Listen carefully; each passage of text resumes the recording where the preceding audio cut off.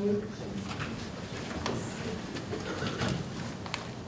Pledge allegiance to the flag of the United States of America and to the republic for which it stands, one nation, under God, indivisible, with liberty and justice for all.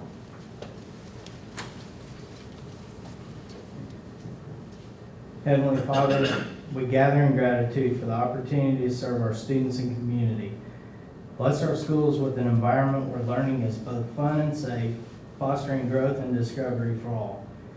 We ask that you watch over our extracurricular students and staff while representing our community on a state level. We appreciate the dedication of teachers, staff, and families, and ask for your continued protection and grace. Amen. Roll call. Robin Riley. Here. Nancy Zimmerstein. Here. Hannah Rowland. Judy Troop. Don Newsom. Here.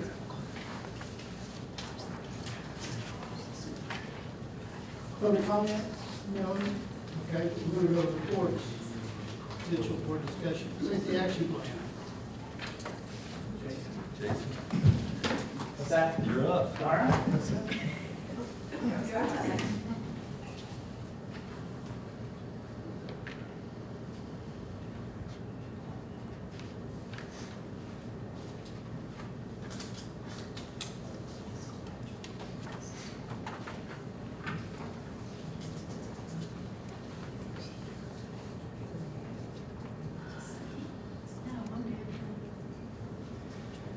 Okay, just an annual update of our safety action plan. By law, we're required to provide this information and have continued growth in our safety action plan. Moving forward, we'll discuss some of the things we've added, some of the things we currently do as we move forward. Notable achievements in this year, we're able to wrap up through our 2021 bond issue the secure entrances at West Middle School and Wildcat Academy. So those are up to date. They have air phones, they have access switch, they're bulletproof glass, so we're up to date, and also lobby guard. The other things that we were able to do this year is improve our intercom systems at 3 sites that included intruder, lockdown, automated announcements, and further our communication within there. So the biggest thing is with our school security grant is we were able to add security film on all of our elementary windows. Not all windows, but any window that was less than 6 feet in height. What this does is it keeps people out, and it keeps the bad person or bad news from accessing the building, and buys our people time if police need to show up. So it's a great improvement for all of our elementary sites. What else do? We continually stay up to date on our drills. Within those drills, we have our fire drills, tornado drills, and our ALICE training, which include lockdown and intruder. Other drills that we do throughout the year, shelter in place, if there's dangerous chemicals in the air. We also do a earthquake drill district-wide.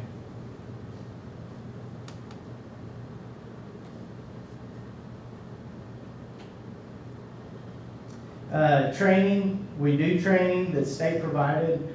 Our biggest ALICE training for school safety, we utilize all staff in that.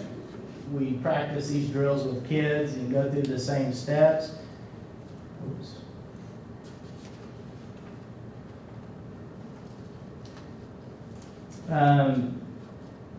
Next thing, we collaborate with city and state, whether that's our fire department or police department. So there's constant collaboration there on best practices. We also have Knox boxes on all of our facilities, and if you don't know what a Knox box is, it's a small box on the side of every building. The only people that get keys to that is it's shipped right to the fire department. So they have direct access to get in our building in case they're in the event of emergency. We also coordinate with the Oklahoma Safe Schools Institute, and that's who I collaborated with on our security film for all of our elementary windows. They helped me set the parameters on a certain amount of height. We do have alarm systems in some of our sites that could use some updating, and specifically in the main office to protect student records. This is an ongoing thing that we need to continue to look at and continue to improve. Our district does much of our inquiry through our Safe Schools Committees. What our Safe Schools Committees are composed of are administrator, teachers, counselors, and staff members. We include students on that too, so we can get a real feel of student input, what they're experiencing on a daily basis. Procedures within our buildings. Of course, we've already named drills, but every classroom, every office, we have flip charts that are dedicated to certain events such as tornado, fire, intruder, lockdown procedures. Controlled access, that was one of the points that we made with our secure entrances at West and Wildcat Academy, so they have to be buzzed in before they can access the building.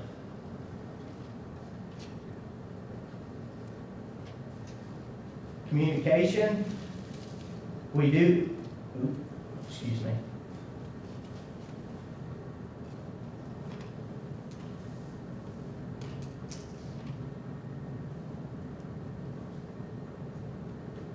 Okay, within communication, we do still communicate with major players, whether that's county, local, local emergency management, K-County emergency management. So we have to have these plans in place. So if there is a situation that arises and we need to work on rally points, reunification points, and then we can devise good plans for pickup locations, communication, people that can run back and forth from place to place, and make sure that we're constantly communicating so we don't have a gridlock in our infrastructure.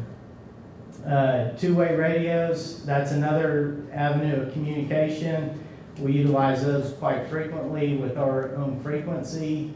Cell phones, we've got to be careful with cell phones. That is a communication device, but if something, a major violent act happens, sometimes those cell phone towers can be very log jammed and hard to get signal.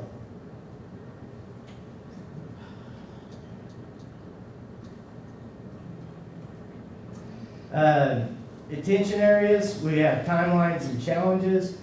Money's always an issue. And how much do we need? When do we need it? What is it used for? So most things are just like anything. We try to stay up with best practices on school safety. We do the best job that we possibly can. Other things that come up are state mandates and bills that lawmakers pass.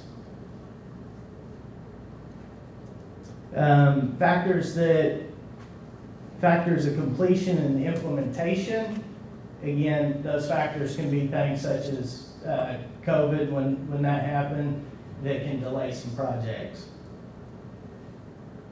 Issues that can cause delays and impede progress. And why problems may not be anticipated. So issues when problems may not be anticipated could be due to how long projects take, funds available, inflationary costs, and things that come up that impede any kind of progress on safety. Safety plan, what is in our manual? We have several things listed on this slide, such as bomb threat, accident and serious injury, reunification procedures, lightning, thunderstorm, weapons, and utility. Many of these situations are discussed in our school, safe schools committees. Schedule for this. The timeline for success is ongoing. It's never ending. We can't spend 5 years without doing something. We have to always be up with best practices. Our ongoing commitment, radio, video, social media, we're always evaluating. We debrief after any kind of crisis situation or potential crisis situation with our site administration to visit with them, evaluate processes, look at things that could have gone wrong or did go wrong, and try to implement better procedures and better practices. And effective communication. That's the first thing that can always go wrong. So what we try to do is we don't count on just one resource for communication, such as an intercom. We always want to back up systems such as like Remind or cell phones, radios. So we have to keep up to date on that. Manuals and flip charts, we typically print these every 2 to 3 years. Again, there's always some updates in how procedures are done, how things can be improved, changed, technology, passes and bond issues, plans and development. Those are things that we have to look forward to in cost. Additional training. When a new mandate comes out, we have to always look at training and what that training looks like. State and federal mandates, requirements, and budget shortfalls. Our resources typically are going to be our bond issues.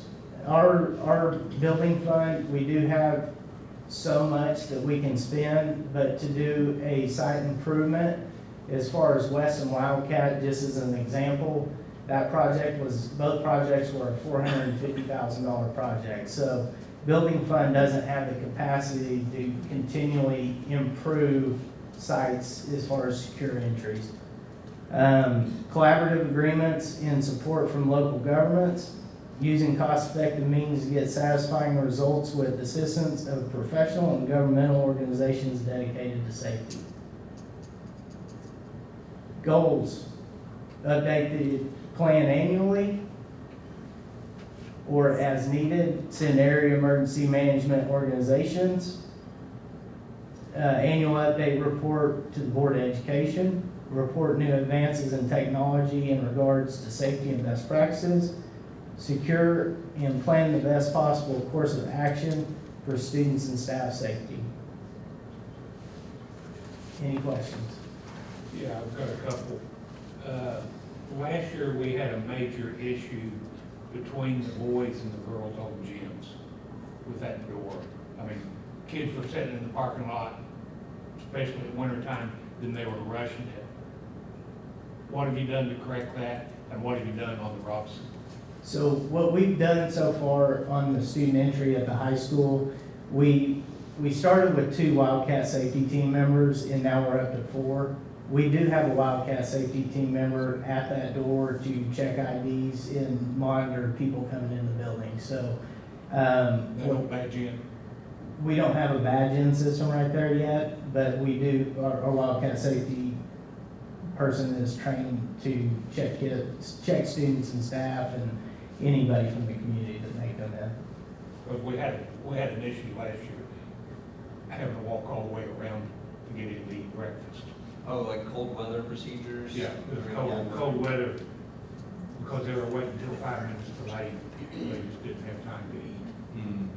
So, and I think the solution was they put more people on that door and they opened it up earlier. What are you doing on the Robson? Robson Fieldhouse is a very unique building in itself, and Robson comes down to staffing. I know within our athletic staff, as far as Coach Turner and Coach Parks, they do what they can to monitor those doors. Our coaches get up there and try to meet with the kids coming in, but again, it depends on the students who are in the facility and supervision, It's a coordination situation between the ADs and both ADs and our coaching staff. Weight room the same? Weight room, we're in a really good position with our weight room because we have 2 strength and conditioning coordinators. Both of those areas in the student entry, you have what we call hitchhiking. That's if one person opens the door, you probably have 5 or 6 following, holding the door open. So it's very unique, and we do talk, at least I know I talk with our athletic staff. I've done it in the past when I was the athletic director, and I still do that with Coach Turner and Coach Parks, just to make sure that the building's still safe. Concert hall the same way? Concert hall, we do have a secure entry leading into the concert hall. I'm sorry if I missed out on that one, but that was added in that project as well. So our staff goes to the door and allows those kids in, and if somebody's late coming back from something like a doctor's appointment or family emergency, with our school approved communication, they'll send a message to the teacher on remind. Any other questions? Security cameras, are those all all outside locations at all the doors pointed? Where are they at? Security cameras, Yeah, I know that. In a public meeting? Well, I was thinking on some of those doors that we don't have, you know. I can tell you, we have over 200 camera licenses throughout the district, so we're in pretty good shape. Yeah, and there's always, I mean, I think when I left being a principal in this district, that number was maybe 75 cameras across the district. I think we only had 6 or 7 at West. So over 200 now is a considerable difference in the last 15 years. Where we're going. And we could use more. I mean, obviously you can't have enough eyes in the sky. I think it's done a lot to mediate a lot of potential behavior, but also be able to address situations where you may not have a witness and you need some security footage to help verify an incident. My other question was, is Apogee one of those apps that we have for notifying? Because I remember you and I didn't get them. Yeah, that's the school app. I had to delete it off my phone and reinstall it. Okay, so mine is just what that glitch was. Yeah, But that's another way that we get a hold of it. yeah, that push notifications. Because some, yeah, it was, I thought it was so strange that you and I didn't get it. Yeah, but Jennifer and I did, and Yeah, right. other parents. Some parents did, some parents didn't. So Jason, why don't you talk a little bit about RAID versus the card approach? With our RAVE app, that came out a couple years ago with our state government. That was chosen to be purchased by them to cover the whole state. So with that being said, it's free for all districts in the state of Oklahoma. RAVE is a really good tool for our staff to use. What it does is, we have a really good process set up for new employees that are entered right into the system. Employees leaving the district are removed, so everything happens on a timely manner. But to give you a good outline of what RAVE is, everything is geofenced, and the 2 people that really got this thing off the ground for Ponca City was Mr. Lemming and Mr. Tagliatella. They really put this thing together, and so me coming into this role, it made it easy. So what happened is every site was geofenced. So within that geofence, if you're on our RAVE system, you have access to the app. What that does is you can do a call out on your app, and it'll respond to local police, highway patrolmen, K County Sheriff's Office. So with RAVE, we have to be very careful with, because if we see somebody with a firearm on campus or walking in the building, we have to know that situation when we activate RAVE, because when you activate RAVE, it brings in a mass amount of law enforcement. And to be honest with you, it's very appreciated because of the level of support that we have for our kids. They act quickly, and I've seen situations where they've shown up, and it makes you really feel good about the community we live in. But Rave is a very good app that we utilize. We're talking about that again tomorrow with our principals who may be new, so they can work with their staff on downloading the app. If you don't download the app and you're in our system, it'll still notify you through a text message. So if there's an intruder in the building, it's going to notify you. Yeah, and Ray, just piggyback on what Jason said, it does call into Calvary, and it's not just local, it's a statewide call out that we will alert. So obviously our local will be the first responders there, but we'll have mutual aid from Osage County, Kay County, Newkirk, Blackwell, Tonwall, Stillwater, Enid. I think during our meeting when we got that going, I think it was either Don Bohan, Chief Bohan, or Sean Briggs, but it said within 30 minutes you could expect about 500 uniformed officers here. And when you need that, depending on the situation, the severity, you can see what the response was in Georgia, how that whole front of the whole high school was shut down with different evac zones, rally points for parents, reconciliation for parents, trauma centers, and we talked that through. Our rate will alert the hospital to alert that there was a active shooter or something that could have been mass violence or act, so that the hospital can start prepping up and staffing up in the event on that deal. So it's every administrator's worst nightmare, and something, if you read my weekly memo, we talk about it. We talk about it internally, and we learn from what other schools and situations have been. You can't take school safety lightly. You can't say kids will be kids, and they'll make mistakes. You've got to take every situation serious, because you'll never know when it's our school district that has to be on the news that says, did we respond appropriately? Did we take it serious? Did we consider all factors? Have we worked well with our different groups? So I encourage principals to talk it through in exercises with their safety committees, because it's going to take a little bit before central office can get to a site to help, or it'll take a little bit for anyone to respond. So if danger comes into that front door, it may not be the principal that can lead or be in charge. They're going to need a person or two to be available to know what to do. So we take everything like that serious and have to. And unfortunately, that's kind of the climate we live in. And it's every administrator's worst nightmare. I try not to dwell on it, but you just have to be. What's that? Do the substitutes get the same type of training? What do they do? Our substitutes are informed of our. I go over Alice with them, and then, I go over the steps of Alice training and kind of the high points. Now, the good thing about Alice, it's not a secret. You're going to be informed and tell people what's happening. So the main thing for them is to listen and to make a decision on what they think is best within the moment, depending on what's going on. But we do go through that. Sometimes it's not locked in. Substitutes have the app on their phones. No. They can download it, but we can't mandate that they have that app. So Ray really does the same thing as they used in Georgia with the IDs, the cards, your local ID, where they press the button X number of times. Essentially, yeah. And that's Ray does the same thing, Yeah. but it cannot be mandated. So it's mandated that schools have to use it, but we cannot force the employees to put it on phones that we don't provide. So if we provide a phone, we tell them you have to have the app. Do we provide many phones? We provide a few. We provide a few to every administrator,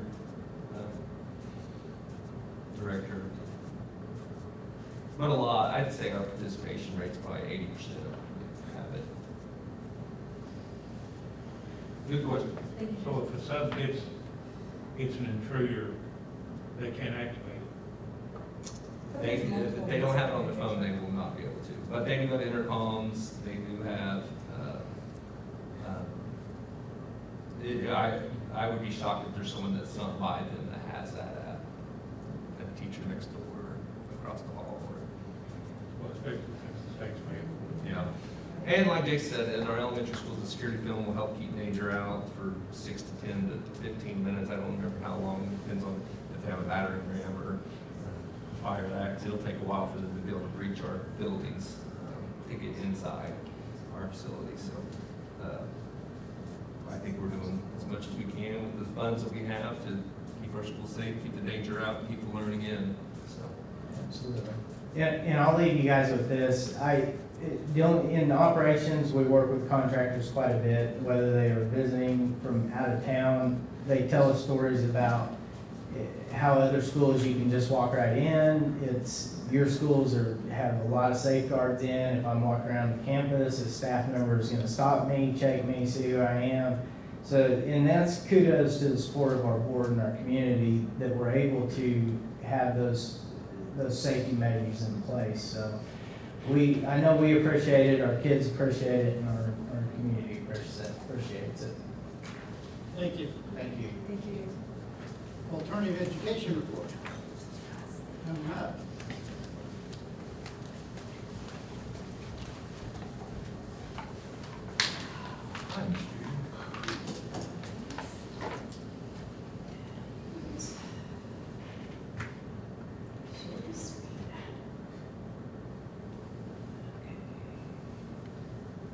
All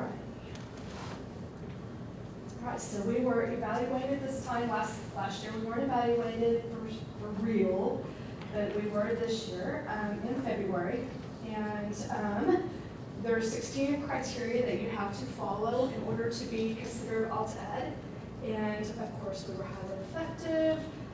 We were short a couple of points. I like to have 100, so I will be fixing that. It really bothers her when she gets worse. I get really Everything upset. goes Just perfect. ask Leamy. He didn't evaluate me properly one year, and I just had. I heard about it. I still hear about it. So our criteria one is our student-teacher ratio. So we're only allowed to have 15 students for every one per teacher. Right now, we lost one, so we only have 90 students enrolled. We have 6 teachers, a teacher's aide, and a secretary. And in this criteria, we scored highly effective, 6 out of 6. Criteria 2 is the appropriate structure, curriculum, interaction, reinforcement strategies. There's a certain amount of time that you have to go. We use student data for intervention. We try to improve our attendance. We have different things that we do to improve attendance. Our PI partners help us with that. Our staff establishes their clear expectations. We phone our parents every Thursday. The same teacher contacts them with a progress report and an update and establishes that communication. So anytime we need a parent, they're so good. And because all of the communications are usually positive with them, so they do answer the phone. We were 1 point short on that, and that was because of the student data. And so what we're going to do this time is Dr. Hawkins has set us up with IXL Math and Reading Plus. We're going to be using that data for intervention, so we'll have 15 next time. Our intake and screening process is criteria 3. By alt-ed rules, we are supposed to interview, and we do not have to take everybody. So we do have the interview process. The students fill out an application. The parents have a survey they answer why they want their student there. The student also has a survey that they take. We get with the counselors. I like to check with the counselors to see if they've got any suggestions or how they think that student will be at our school. And the students have to meet the definition of at-risk, behind in credits, pregnant or parenting, attendance issues. Behavior issues are not something that we're about. We're actually discouraged about that, to not take students with severe behavior issues, but we do take some because they just touch our heart and we feel like we can help them, and we're usually successful with those. I don't remember why we only had one. Oh, I know. We missed a point because I didn't have the committee sign the paper. So we'll be doing that next time, and we'll have a 12 out of 12. Okay, criteria 4. All of our teachers are appropriately certified, and they want to know, do you get to pick your teachers? Do they get to apply, or do they just tell you who you're going to have? So we've always been allowed to pick our own teachers and interview and take teachers that really want to be with alt-ed kids. Criteria 5 is our professional development. Our teachers meet monthly. And that scored 8 out of 9 is because our goals, we didn't realize that they had to be data driven. We thought they were just goals. And our kids came up with goals. Our leadership committee came up with their own goals, which we really loved. And then they painted like welcome home above the door, and it was so sweet. And then they tiled over it with our new picture of us. Okay. We do go to the fall and spring region meetings. I usually go. Dr. Hawkins goes with me. I will sometimes take a staff member, but it's really hard to do, especially in the spring, because we have golf coaches and they're gone all the time, and we only have 6 teachers, and we don't ever take a sub. We don't have subs in our building. It's just easier if we don't. So it's really hard to take somebody to the spring meeting and have them this work. Criteria 6, we have our PI partners, our students. If you've seen all those flags out in front of the Pioneer Woman, our kids go do that. And then they go pick them up when after 9/11, they go pick all of those up. And that's just something, I was driving by one day and saw them out there, and I stopped and said, hey, you guys want some help? We're like, yeah. So I went back to Coach Swain, took some kids down there, so that's just something that we do every year now. Our kids go to Mira, and they shop with people, they take them around, they stock shelves, and they go to the Humane Society, they clean out kennels, stock the shelves for dog food, and walk dogs. They really like that. Our academic curriculum we do use Edgenuity. We also have teacher taught classes. We're doing English 1 and English 2. We just hired a new math teacher, so she's not teaching first semester, but second semester she'll be teaching all levels of math. We have social studies taught. We have a life skills. This year, we're going to teach them how to write a signature, because they don't know what a signature is. Miss Mallory teaches that. She teaches them how to count back change and how to tell time on a real clock and all that stuff. We have to offer individualized instructions. So we, like I said, we created student goals. We have a positivity wall that our kids love to write notes to each other, put it on there, all things positive. We're open late so that kids that are working have a different schedule. So we might have kids that come in at 11 and leave at 3 because they work a late shift and they can sleep in and come in later. We have a young lady right now who's expecting, and so she can't ride the bus to lunch. So we let her come in the mornings, and then she leaves and goes home in the afternoons. And then we do evaluate progress weekly. And we have our goals. That was another one. Our SMART goal, I didn't have it in writing, and so we will do that this year. Counseling and social. We do not have a counselor in our building. Last year, Melissa Pipestem came over and did ICAP with our kids, but I am the counselor for us and for Share and for virtual. And I do all the grad checks for us, but I'm meeting with new high school counselors, and they're going to kind of help me out and go over stuff and double check just an extra set of eyes on those. Kirk Hollis and Ashley Diedrich come over and do individual counseling. We have other agencies come in, and then I have an at-risk indicator for every student. That's a requirement through Alta. We each have a graduation plan. They have an ICAP process. We have community career speakers come in. If we know a kid's interested in something, we try to get a speaker from that career field in to speak with our kids. And then they're also allowed to participate in an internship through the high school if they're interested in that. And then we also are able through Alta, if they are working somewhere, we can give them a work study credit for having a job as long as they bring in paychecks that prove that they're working. We do offer the life skills instructions, and we do have people from outside come in and do things with our kids. We have Bryson Hunt. I'm really proud that we got him because now Missy Korn, he was there when she came to evaluate us, and now he's like the man, but he's our man first. So he comes in, he does construction. He's over our construction workforce, and he brings these simulators in, and the kids can like practice, see what it's like to drive the big equipment.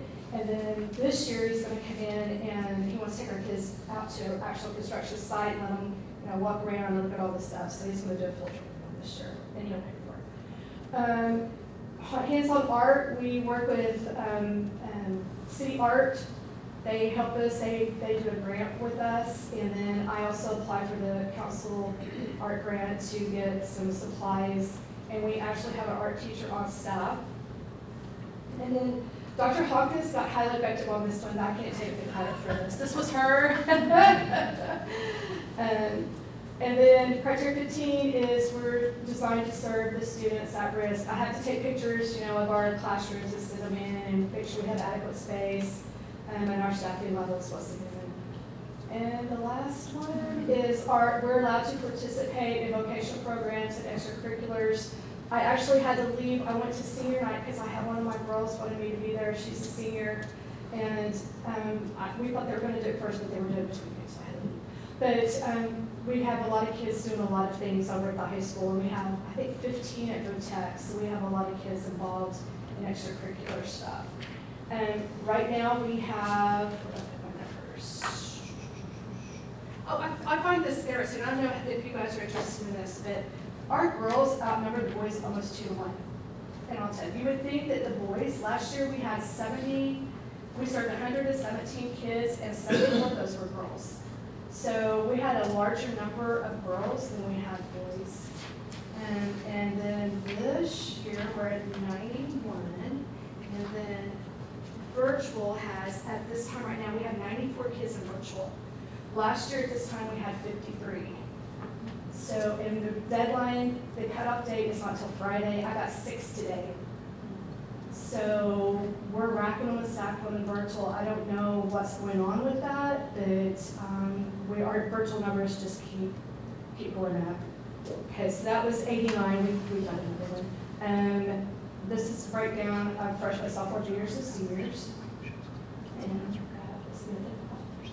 How many schools came and looked at your program last year? I had 2. One was going to come, and then we had some bad weather, and then it came. So Do you remember which ones?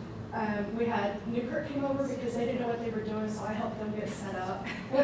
And then Jared Freeman came over with his person from Morrison, and they didn't know what, Missy sent them over because they didn't know what they were doing, so I helped them. Good job, thank you. Your questions, all right. You're good, thanks. Superintendent's report.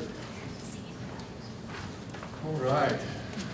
Our best time of the year, board policy updates. We are going to present the directors, we're going to go through this quickly, because I told them that you guys all have in front of you a binder of the policies, of what changes are going to be recommended to the board this year for adoption.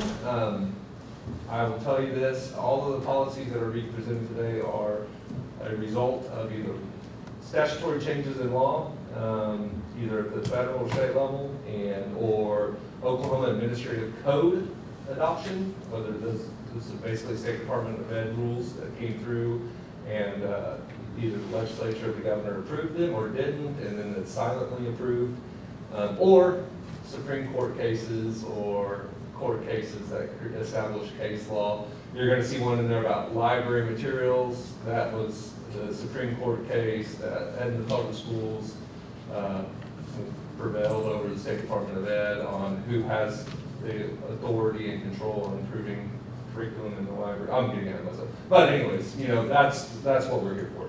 So we're going to go through that. We're going to pop corn around, and the first one up is Carrie Vogel. Feel free to ask questions or not. Okay, the reason that I'm with this one is because if you do Title I, you have to have a parental right, so that is why that's in there.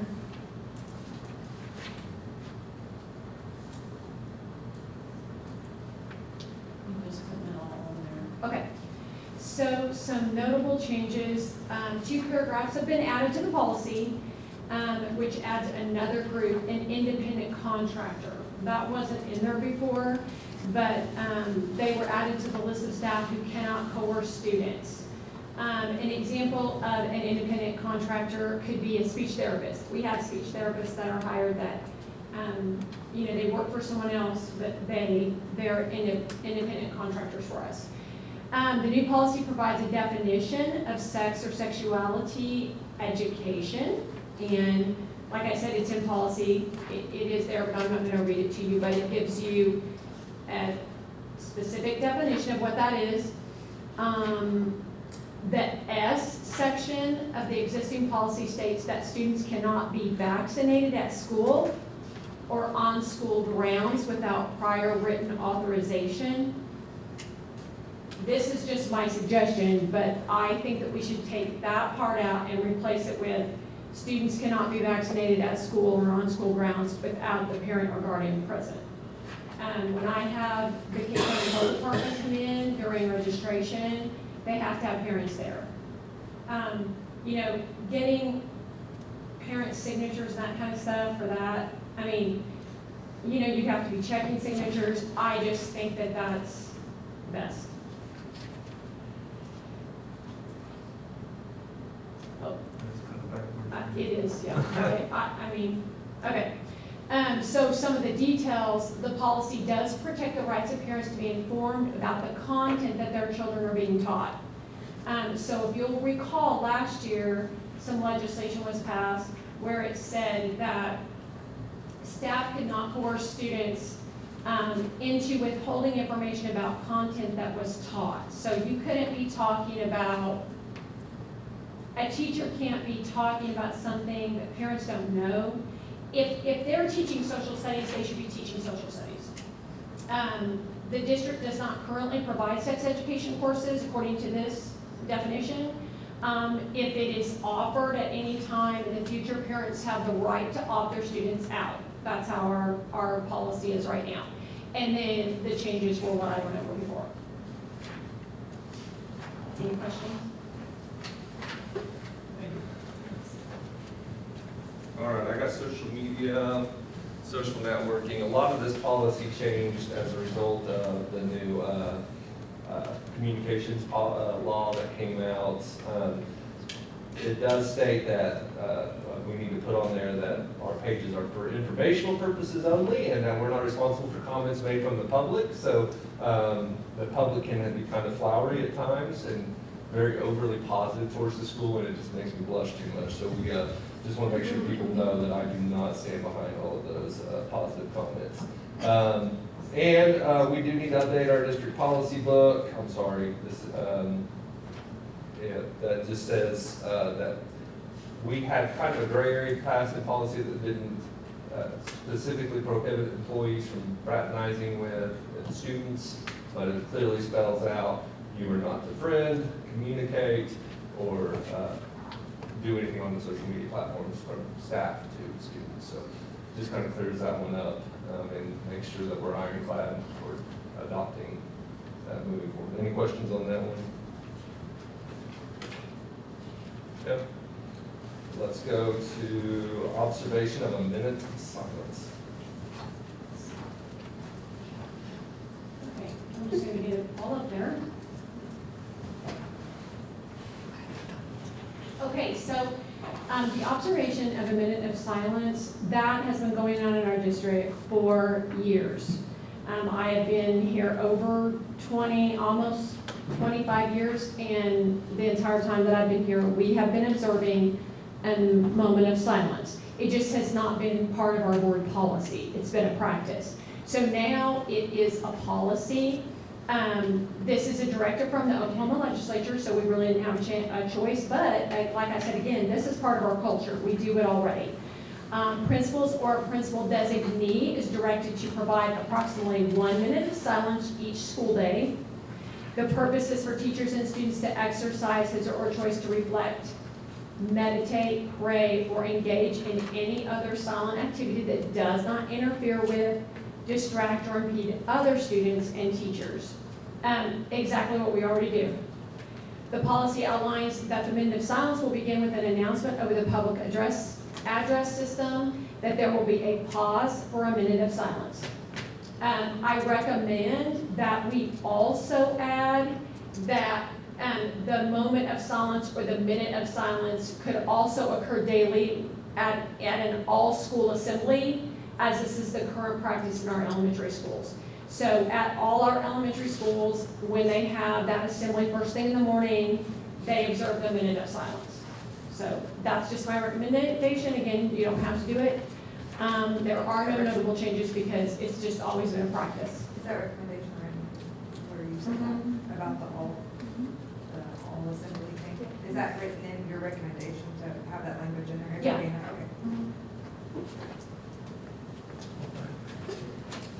Yes, I should have did it, so sorry. No, you're good. I think next one's me anyways. So the American flag policy, this is a directive from our State Department of Ed, State Superintendent Ryan Walters, in guidance to maybe an issue that happened in the neighboring 6A school district in the South. Not a big change for us, but now we have a policy that states that the American flag will be flown at the school during school hours, except in bad weather. We'll follow flag protocol for displaying the American flag. And the flag day, the school day will begin with a flag salute, but we are not making that mandatory and infringing on students' individual rights. So there is a provision that they can choose not to do that, but our practice has always been to do a flag salute each day. So. And library instructional material, Dr. Hopkins.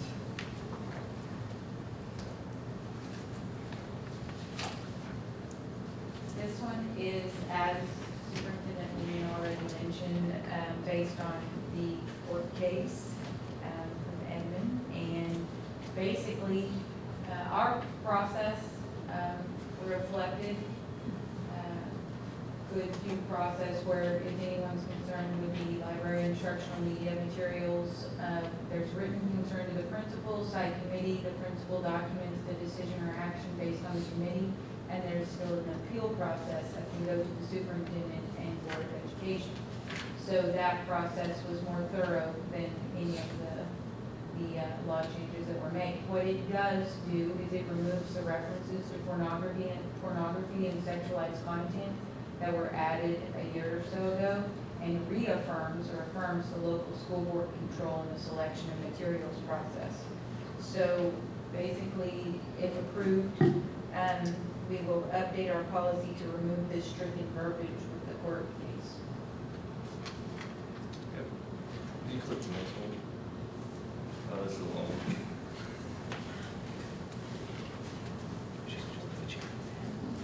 Okay, not sure if you guys are aware, but RSA, the Reading Sufficiency Act, was abolished and it was replaced with the Strong Readers Act. So now instead of RSA, it is called SRA. So policy details. All students enrolled in K through 3 will be screened for reading deficiencies at least 3 times a year, and that includes dyslexia.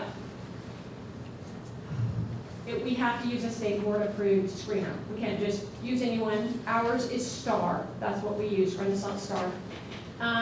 There are now some exemptions to the screeners. Students who participate in the OAP, students whose primary communication is sign language, students whose primary form of reading is Braille, and students whose primary language is not English can be exempt from taking the screener. Interventions. In addition to the reading block, which is a 90-minute required reading block for students below grade level, according to the screener, it is still required, it is referred to as the program of reading instruction. So we have always provided interventions for students that are reading below grade level. This is just saying that we have to, and it is calling it the program of reading instruction. The program of reading instruction shall include interventions, if necessary, after school or Saturday tutoring, progress monitoring, scientifically based instructional materials, and the means of providing every family of a student in pre-K through 3rd free online access to evidence-based literacy instruction resources to develop literacy at home.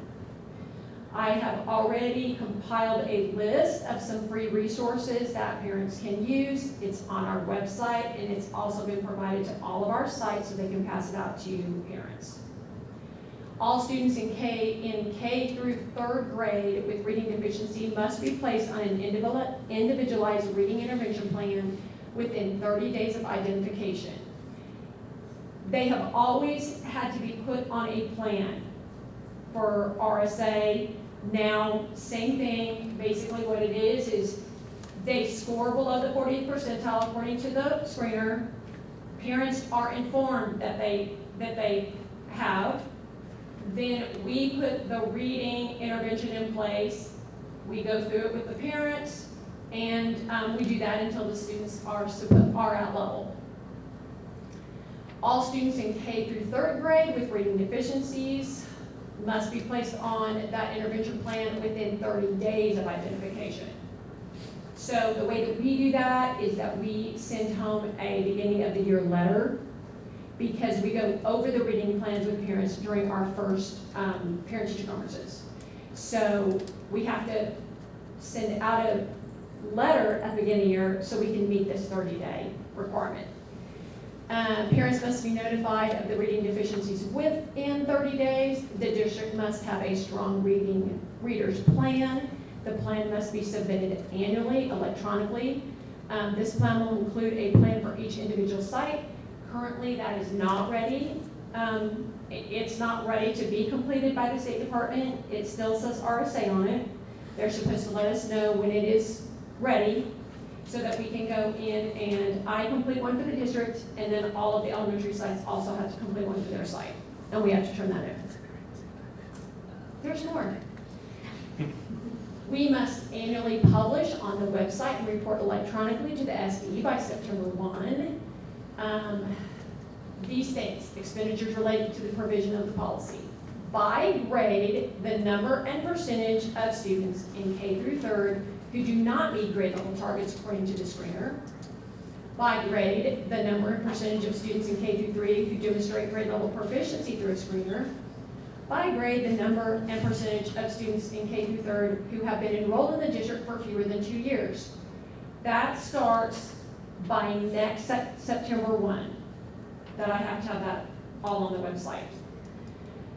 Professional development. If the district receives more than $2,500 in funds, and we do, the district must spend no less than 10% of the budget on pre-K through 5th grade PD. This PD must be over the science of reading or approved PD through the SDE. We have no problem spending that money on PD. I spend way more than 10%. That's never been a problem, other than you have to do it on an approved list from them. So that limits some of it. The Summer Academy is just summer school. Again, we provide summer school to students who are below level. By December of each school year, the parents of the students K through 3rd who are not reading at grade level must be notified about the potential need for Summer Academy. I've always told them that they had to do that during our February parent-teacher conferences. Now we'll just have to do it earlier. The SDE does have a letter that can be sent home with parents so that it will notify them. Dyslexia screeners, we started that a few years ago. All students in K through 3rd grade who are assessed using a screener who are not meeting grade level targets will also be screened for characteristics of dyslexia. We do not diagnose students with dyslexia. We can't do that. We are required to screen all the students that score below the 40th percentile, and then we are required to let parents know if they have characteristics of dyslexia. And that's done through the STAR CDM test screener. By June 30th of each school year, the district will be required to report to the SDE regarding dyslexia screenings, the number of screened in K through 3rd, the number of trained personnel to administer the screener, the number of K through 3rd students receiving interventions, the screener used, etc. Yay. Terry earned her pay this on policies this year. There we go. Let's get it all on so I know. Oh, back. Stole my thunder. Okay. Student promotion and retention, this one's super easy because the changes that were made is that all that RSA third grade retention law was pulled out because RSA is no more. So it does define promote or promotion, retain, and retention in the policy. This policy outlines guidelines regarding promotion, retention, and filling the course. It includes steps for parents and guardians if they want to appeal a promotion. And then notable changes is that all that RSA Sufficiency Act was pulled out. I do like that they have gone from it being, the Reading Sufficiency Act being this sort of very negative thing. If you're not here by this time, you're going to be held back, to a more of a focus on let's train our teachers in the science of reading and let's get kids really good targeted interventions. That's sort of what they've gone to as the focus with this new SRA. And get the parents involved. So that part's very good. Yeah, it would help to get that done. All right, 4.13, voluntary prayer. We're going to get reviewed that if we have this policy adopted. This was actually a result of a U.S. Supreme Court case, but then our State Department of Ed and the state legislature thought that it was so good we need to do that for all school districts in Oklahoma. But basically, students or staff are able to participate in voluntary prayer at any events or ceremonies. Staff members can't teach or instill any sectarian or religious doctrine. And it gives directions to individuals that want to report violations of this policy. And that's it. Production of public records policy. The only change to this is there's now an added confidential protected record, and it's individuals wanted to request a student's name, image, likeness deal or sponsorship. The district does not have to compel and give that away, so it would protect NIL contracts for student athletes, or I guess it doesn't have to be a student athlete, but if they have an NIL contract, name, image, likeness, sponsorship of the business, we do not have to disclose that to open records. So it would have to be provided to the school district, but we would keep that as protected document. So the NIL in public schools now. For Jason, procurement.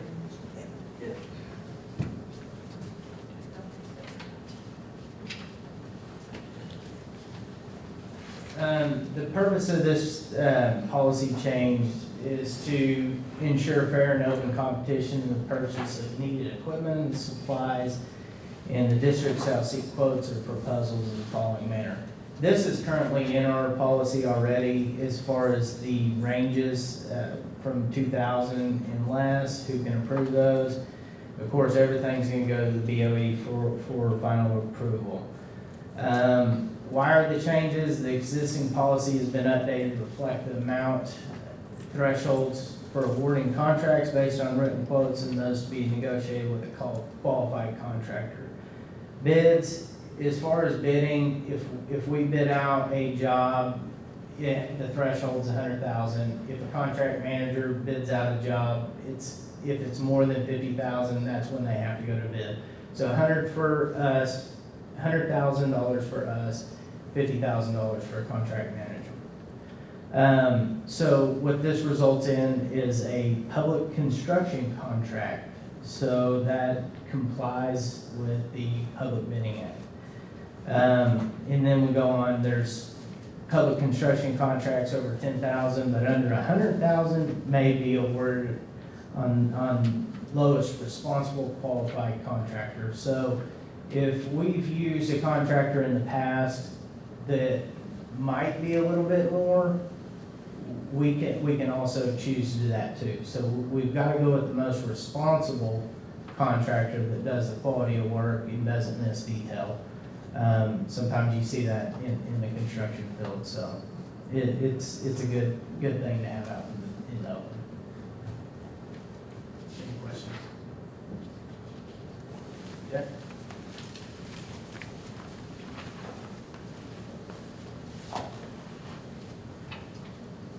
This is a new area. currently what we do.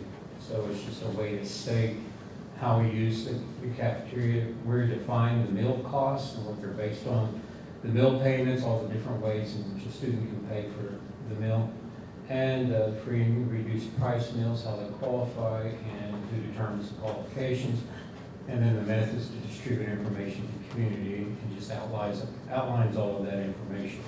So it's a pretty basic thing of what we're already doing. The second one is based on how we, all these rules and regulations affect our staff and what is our staff is required to do. And that includes the staff training. Many districts require a food handler's permits, and it's based on the county option. Our county does not require it, so but it goes into the staff training and when and where and how and all that happens. It also goes into employee meals. What meals are provided by Child Nutrition, and we do those based upon all Child Nutrition employees and those who work on behalf of Child Nutrition here in the cafeteria, and it does cover that we provide those at no charge and why we provide them. There's a portion on it about charging meals that you will see in that information. That's something we're recommending, that we don't allow any more than $50 to be in debt by staff on charging meals, and we had discussed that earlier in the last month. And then it goes into collection of those debts, and then the record keeping that we're required to keep by law on accounts, and how we keep those accounts and how we move them forward to the next year. And then this final one is one that we already have in place, that I have requested that we change the policy a bit and establish the process and the way that we handle collecting debt. This is we don't like to use the word debt, but we call it unpaid meals. And the steps that we go through that's determined by our procedures that was adopted by the board many years ago. This is required by the USDA because of things that happen somewhere else. And so we go through that 4 or 5 step of debt collection and the unpaid meals, and how we work to the point of where the student is not, a meal is not available to it. So I've gone over that in the past. That is a lengthy process. It takes a long time. And the way that we get to the not serving the meals of the student is there's quite a bit. There is absolutely no contact with the family and household by them to us. And so that's really about the only way you get to that point.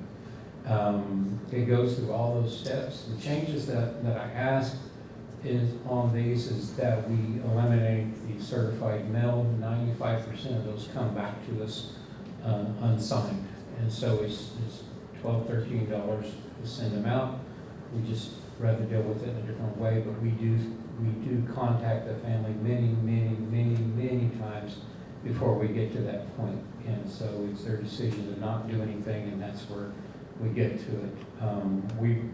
Bad debt is defined as a delinquent debt and deemed uncollectible at the end of the school year. So we have all those methods out there of how we reach the household. Notice of adverse action that is sent home many times, and with the student or emailed, and then administrative contact by our staff as well as the site staff. So we go through a lot of steps before anything happens, and then once that is declined. And that's just the one policy change that I get asked, that we take that step out and that we work on email. I added email to the list because prior to that we didn't have that information. And if there's any questions on any of those 3.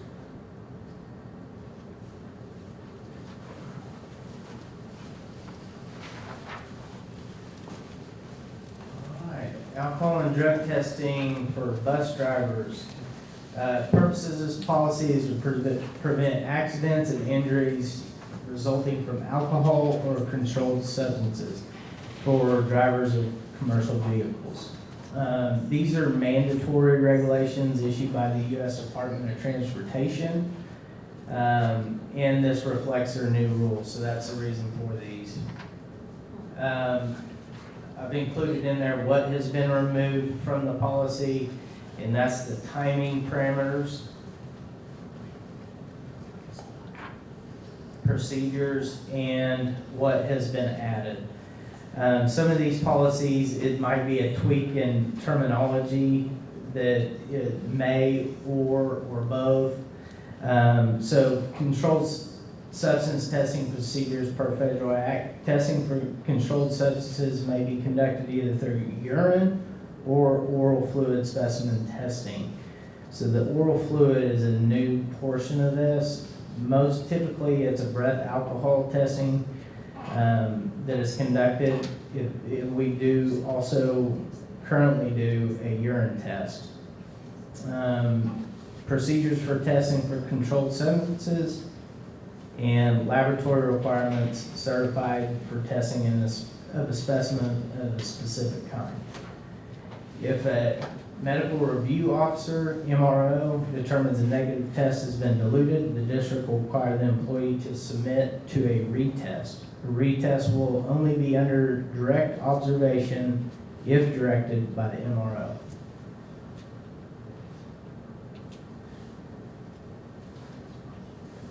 Go ahead and put that in crayons.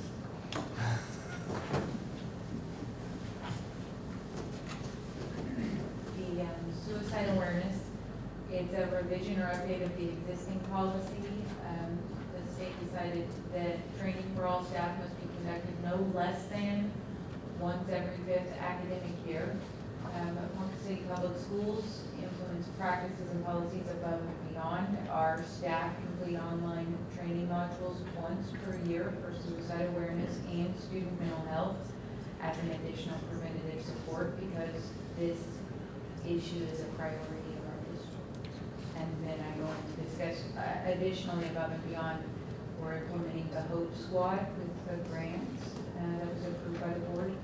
And we have a process for if a student expresses a desire to harm him or herself or others, we have a procedure for that identification and student support and resources to get help.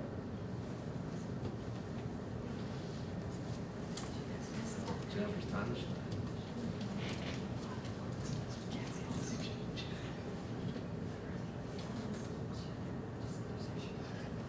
Okay, so in the current policy, it says that the break time may run concurrently with any break time, paid or unpaid, already provided to the employee. And now it's added that it says if the break time is unpaid, the lactating employee must be completely relieved from their duties.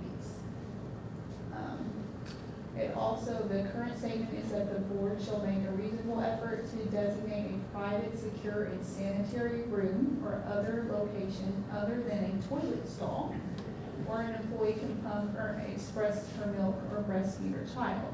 And the proposed change is that the board shall make a reasonable effort to designate a private, secure, sanitary room or other location other than the bathroom. So not just a stall, but get them out of the bathroom, where they can pump or express their milk or breastfeed their child.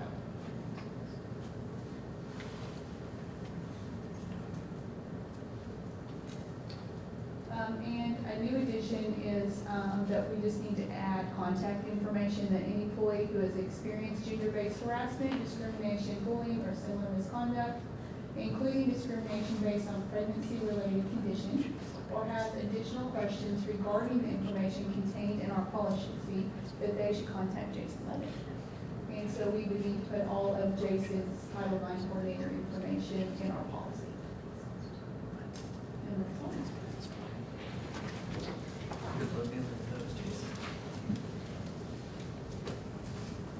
Okay, this one is new. Do we have to have a name on there? Yeah, you have to have a Title IX coordinator, because it's gender-based harassment. I mean, yeah, I think we gender-based. It has to be, it has to be. It has to be. Yeah. You know what I was thinking? When you said, you just had to have a Title IX coordinator, we didn't have to specify the name. Oh, no, Oh, no, we yeah, didn't have to you know that's specify. specific. You're right, I'm sorry, you're right. So what I'm saying is, Yeah. so we got, so his name would be pulled out of it. And we'll just have. I just Just add the title. we'll just It have was Title easier IX. because of people getting new jobs and they. Right, that's what I was Everybody thinking. agrees. You're not surprised with That doesn't something. make it like. This one is new. It is called a released time course, and House Bill 1425 requires the adoption of a new policy excusing a student from school to attend a release time course for religious or moral instruction by an independent entity off school property.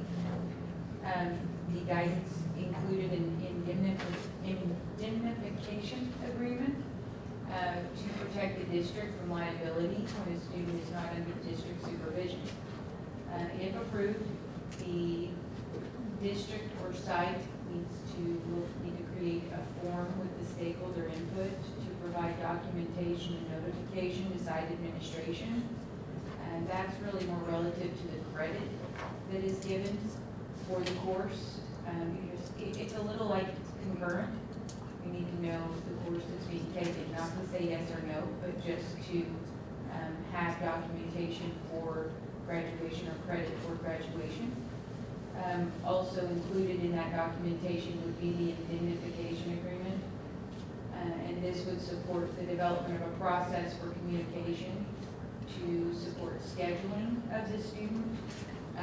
This will allow students to miss up to 3 classes a week. And we wouldn't want that to conflict with, say, Algebra 2, because it would be very hard to finish those courses, those core courses. So there may need maybe some scheduling support of the student in this situation, and maybe how long this course will be occurring, the time frame of the course. Basically what we ask of concurrent, so we can adjust and be supportive, but it will take some documentation to be created by the site, not in policy. The new policy would go into the district policy book probably, or it's recommended near the concurrent and high school graduation policies, because it's relevant to requirements for graduation and giving the credit.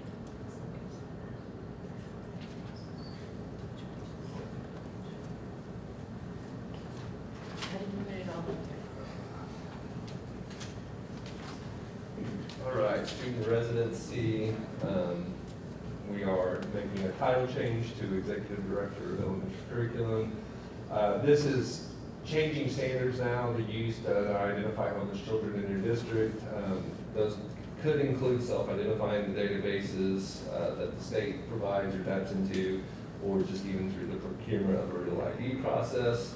There are opportunities to determine if you're homeless during that time. It gives us guidance on what to do with once we have them identified, how we will verify that status for state and federal reporting for student residency. Transgender and non-binary student records. This follows pretty closely to what the Parent Bill of Rights had earlier for sex education. It identifies what an independent contractor is and who that would be. In ours, we may have an independent contractor in speech, language pathologist, for example, basically still forbidding employees and contractors from withholding information, parents and guardians. The district must notify the State Department of Education any litigation relating to altering sex or gender designations in school records. This is actually an active court case right now with the Oklahoma Supreme Court. I think it's in the Supreme Court now, where schools, if you have a student that transitions post-high school and then wants to request for the records to reflect that new gender after graduation, schools cannot alter or change records without express consent from the State Department of Education. This language prohibits districts, including Ponca City Public Schools, that previously allowed a student who graduated to say, I want to change my student records to reflect my new gender, that districts are not, were to comply, but now are not to comply with that record. But this one, once approved, again, this will be something in our accreditation that we'll have to look at, but I suspect with court cases coming down that this may be reviewed and addressed in future. Amy Swartz is gone. Jennifer's going to go over student diabetes care and management.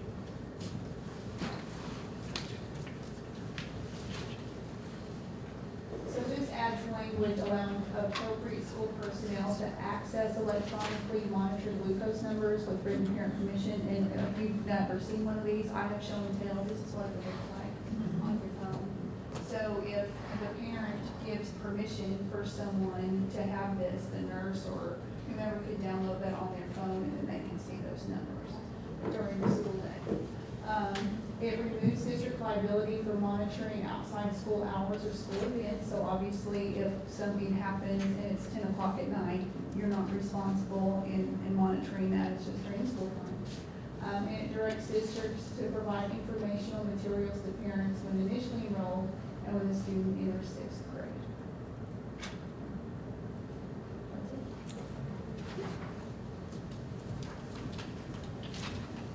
All right, transgender individuals, again, this is more guidance from, obviously, the federal Title IX rules that went into effect on August 1, that have not entered into effect in the state of Oklahoma, as we're in a Supreme Court kind of injunction right now, waiting for guidance there. But in the meantime, we were told to add contact information for the Office of Civil Rights. Again, this is very similar to what you've seen earlier, but defines what an independent contractor is, adds that language so that if there is an independent contractor, they also follow underneath our school policy. Also, there's gender or sex changes in student records. It also strikes language detailing the timeline to report infractions to the SEE. Previously, there was a really strict timeline for reporting infractions on that, but that follows with Oklahoma Administrative Code requirements that had come out. So, what we will do, PCTS employee, we will get these posted on our website at proposed changes. We will take community feedback for the next month, and then when we have a special board meeting in October, I would recommend approval and adoption of these. Our site visit from the State Department of Education is actually that 15th of October, and we have talked already to our SEE rep about these policy changes, because a number of these will be looked at and reviewed to see if the board has done that. Our regional accreditation officer said with our review tonight, and then us having it on the agenda for Wednesday for approval with the superintendent's recommendation for approval, that should satisfy all those. But if there are changes or concerns that come up in the community or from this board, we will definitely bring those to the board's attention. If we need to address those in special board meetings, say between here and then, we can do that. But again, all of those are recommended because of federal law, state law, Supreme Court cases, or Oklahoma Administrative Code adoption.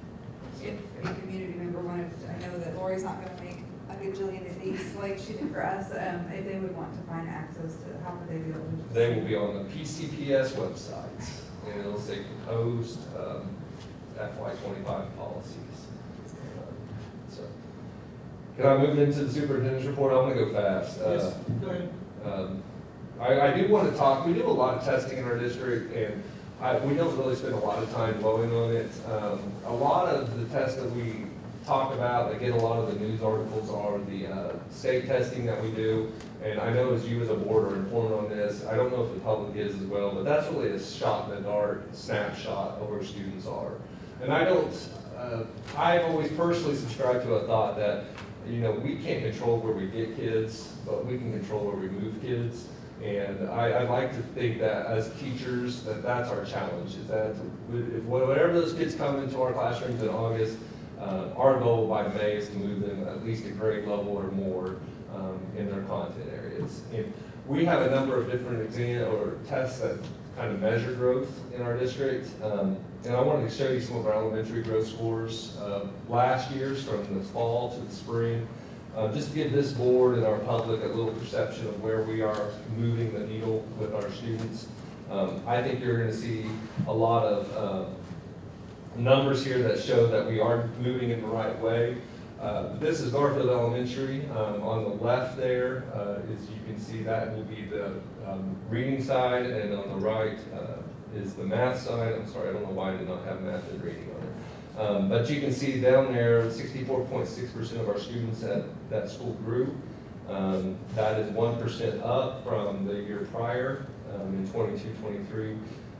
And in reading there, you can see 70% improved. And that was 6% up from the year prior to that.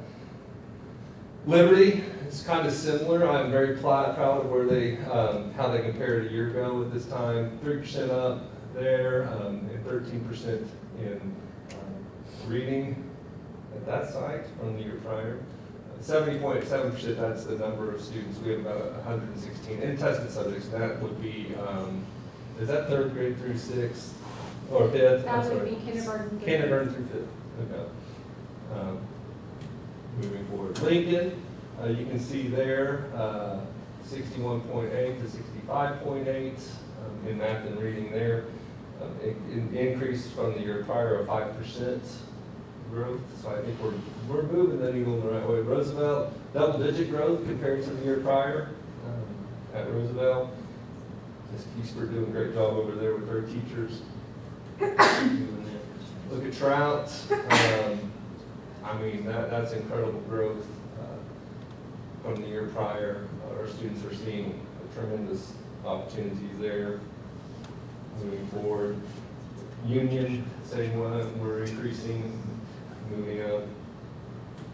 And Woodlands, 11% and 6% from year to year.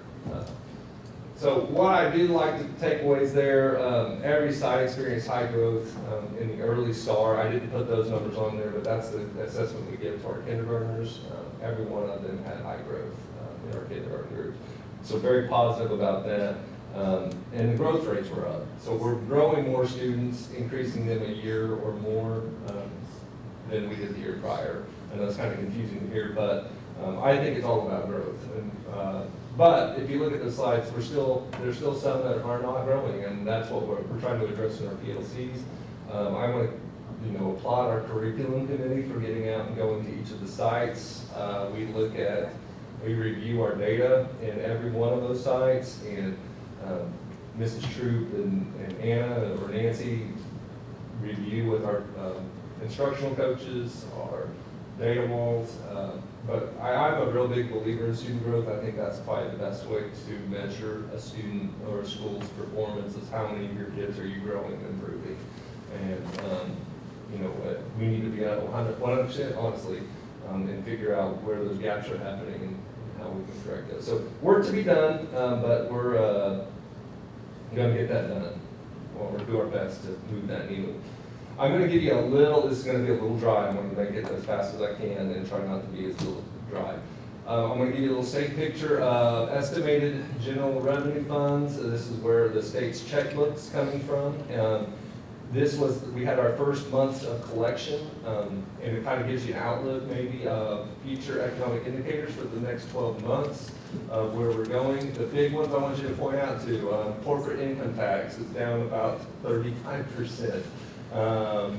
Gross production tax, that's a little misleading because the first $150 million of gross production tax is protected, and before schools can get that, they have to collect $150 million there, so it's going to take a while. I'll tell you this, last year, we didn't reach that number until fourth quarter of last fiscal year. So I anticipate we don't reach it at all this year, just with the economic indicators we've got going on. Use tax, a little bit up. That's tax that's not, that's usually for online purchases collected by online retailers. So until we're all bought by Amazon one day, that's what we're going to hope for, is more Amazon purchases moving forward. But just kind of what I'm anticipating is going to be a very flat state budget this upcoming year. Total revenue for July of 2025, this gives you kind of an economic picture of where it was in 24 compared to 25. It's a little misleading, this chart, because if you look at the bars look like they're really spaced apart, but the difference between 603 million compared to 620 million is not that wide of a gap there. So that's one of the lessons we teach our 7th graders, is how to read bar graphs and watch for misleading details. So it looks like, man, the economics are going great in that, but it's not that big of an increase there. What I am really shocked about is our individual income tax collections are doing really well in our state for the first year, or first month, and I'm anticipating, based off of some of the other stuff we've seen from our treasurer, Oklahoma State Treasurer, that's a number that we can count on helping stabilize the state budget for the next year. And one thing that I am cautioning our local elected officials, because this was a hot button discussion, if you remember last year at the legislature and budget negotiations, was the governor and House were really wanting an income tax cuts. And one thing for anyone that functions on state revenue is that's an income source, and when you cut that, that doesn't come back. We'll see right here, gross production tax, you can see in FY23 that we had an extremely great year, and the 24 was kind of down, and 25 you can see they're anticipating a small dip there. If you remember in FY22, the state was flush, we were flush, you as individuals were flush with COVID money. And state vehicle purchase tax was through the roof in FY22. And it's funny to see FY23 gross production taxes through the roof, and state vehicle sales dropped tremendously since then. So I don't know if there's a correlation there, but it just looks like there would be a correlation. There's the chart that shows that. So in FY22, you can see we sold a lot of vehicles in FY22, and I guess in FY23 they drove those vehicles and spent a lot of money on oil and gas, and we're not driving as much, I guess, or buying as many vehicles. So I encourage every one of you to go out to Scooterville and buy a new vehicle and increase motor vehicle tax in the next 12 months for us. So here's where anticipated revenues, these are revenue impacts this year. The sales tax grocery elimination there that just went into effect, it's an estimated cut of about $243 million from our state coffers. So you can see that there was also a few other funds on there as well.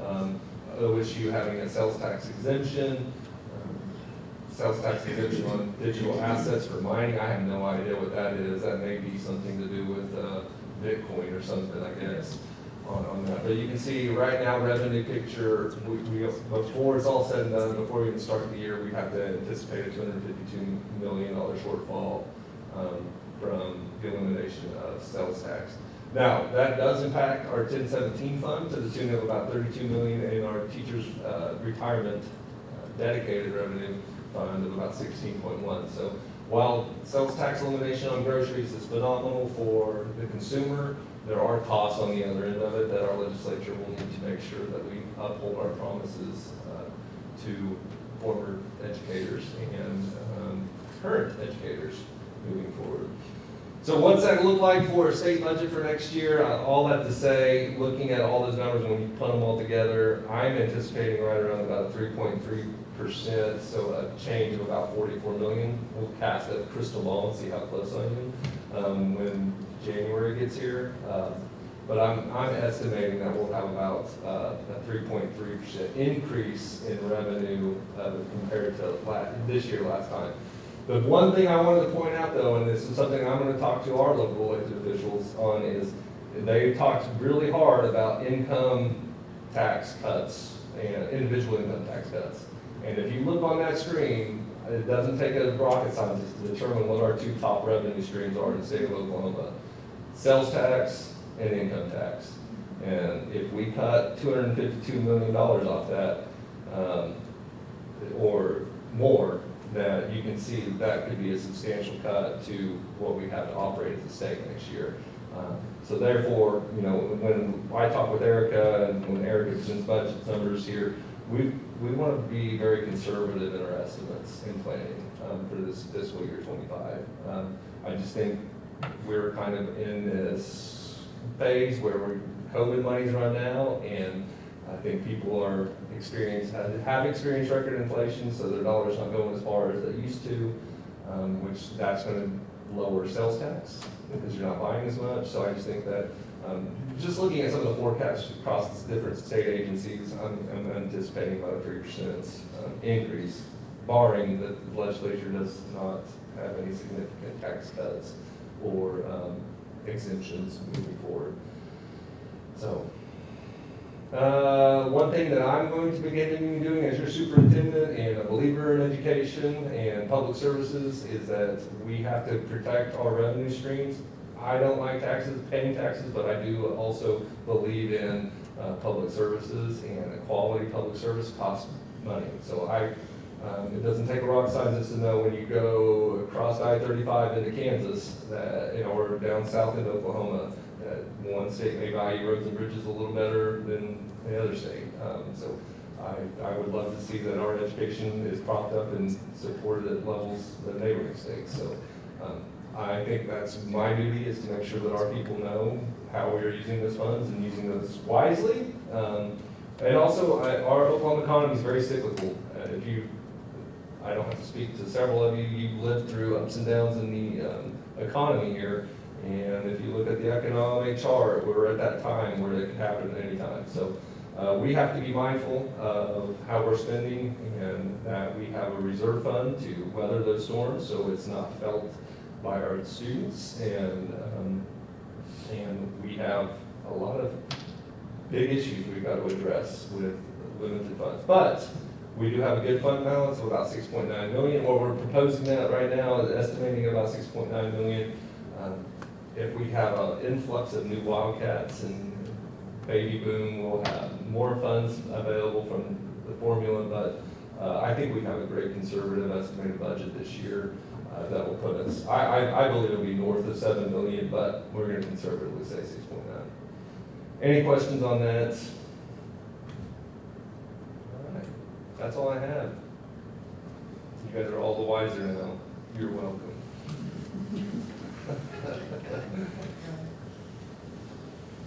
Then we got the amendment of the district's group communications platform.